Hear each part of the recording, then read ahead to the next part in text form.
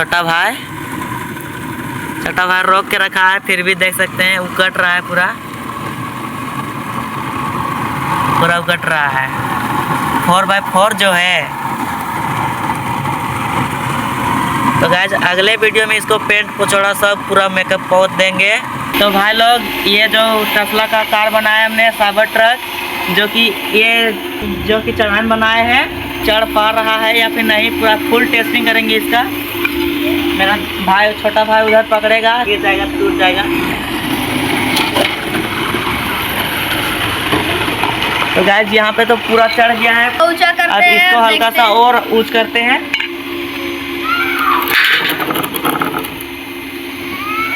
अब इसमें पार्टी है कि नहीं है, सिस्टम फाड़ देगा, अभी देखिएगा। फंस गया था भाई लोग, ये स्लिपरी कर रहा है, पूरा हैवी स्लिप कर रहा है, लेकिन फिर भी चढ़ गया। तो हल्का सा अब और चढ़ान बनाते हैं और देखते हैं कि ये हम लोग का टेस्ला साइबर ट्रक पारता है कि नहीं। सिस्टम सबका फाड़ रहा है, पूरा हैंग हो गया है। ना खराई तो